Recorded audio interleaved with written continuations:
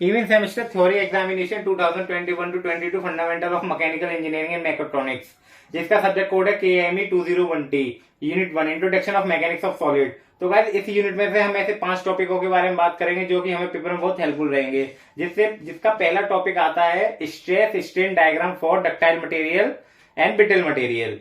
ये क्वेश्चन बहुत most important question है एंड कंपल्सरी क्वेश्चन है इस यूनिट का, मोस्ट इंपोर्टेंट क्वेश्चन। और इसके बाद आता है बीम एंड इट्स टाइप, और देन आफ्टर आता है relation between modulus of elasticity, rigidity, position ratio and bulk modulus. Then after stress and strain and different type of strain and strain. Then after shear force diagram and bending moment diagram. तो दोस्तों आप इसमें से 3 question तो most important कर ही लें। जैसे पहला क्वेश्चन है आपका stress strain diagram and beam and their types और relation between E, G, mu and K. ये तीनों क्वेश्चन अगर आप अच्छे से परफॉर्म करते हैं पेपर में तो आप पास हो जाएंगे अच्छे से, और आप इन 5 टॉपिकों को कर लेते हैं तो आपके हाई वेटेज मार्क्स आएंगे। Unit 2 IC engine. तो गाइस इस यूनिट को 3 पार्ट में डिवाइड किया गया है, IC engine, refrigeration, air conditioning.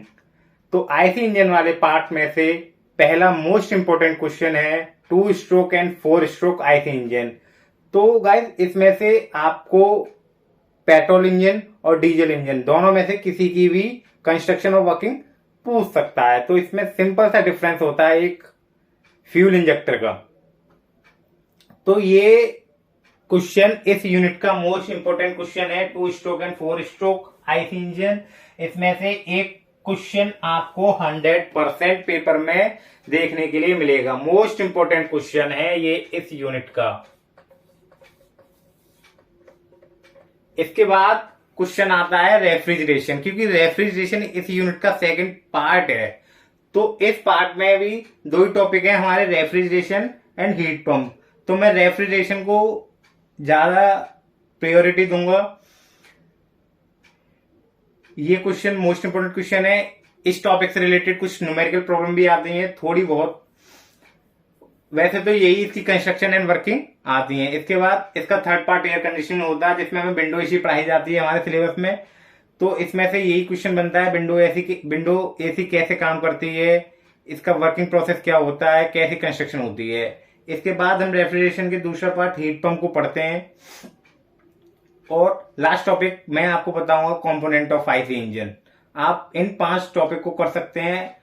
अगर आप सिर्फ पास होना चाहते हैं तो आप पहले 3 टॉपिक अच्छे से कर लें, आप अच्छे से पास हो जाएंगे। अगर आप 5 टॉपिक करते हो तो आपके अच्छे मार्क्स पेपर में 100% आएंगे।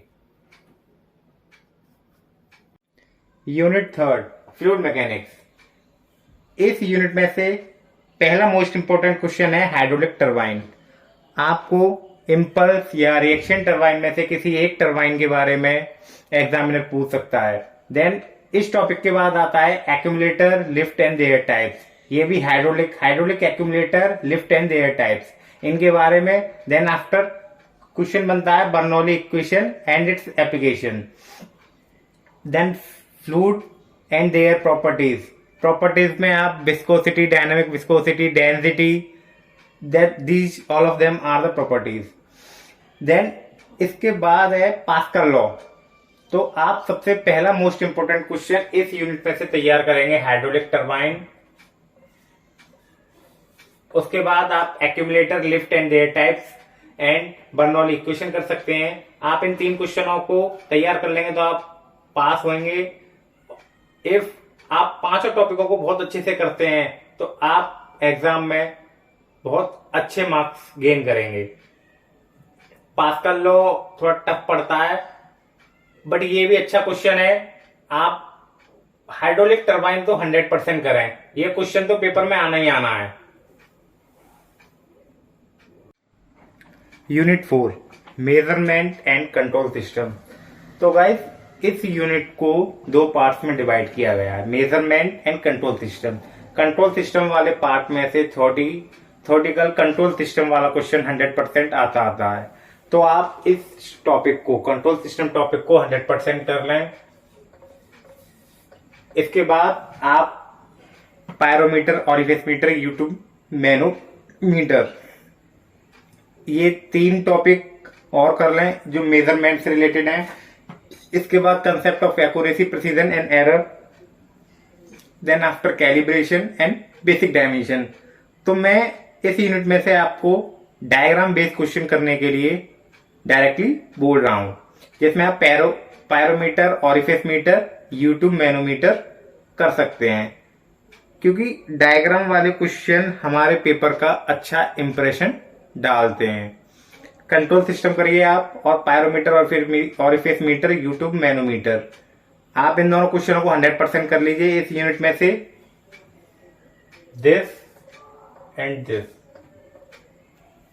देन आफ्टर आप theory based, concept of accuracy, precision and error, आप इस क्वेश्चन को भी कर सकते हैं।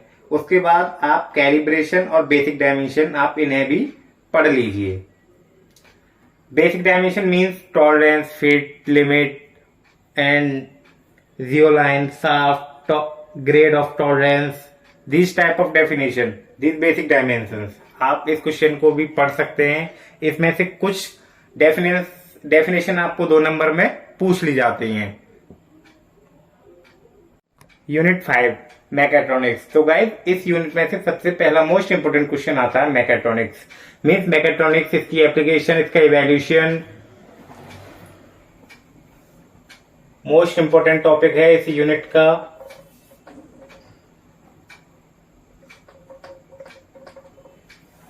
इसके बाद मैकेट्रॉनिक्स के बाद एवियोनिक्स, बायोनिक्स, ऑटोट्रॉनिक्स, तीनों को कंबाइन पूछ लेता है एग्जामिनर। इसके बाद मोस्ट इंपोर्टेंट क्वेश्चन एक और बनता है, sensor and transducers and different types of sensor and transducers.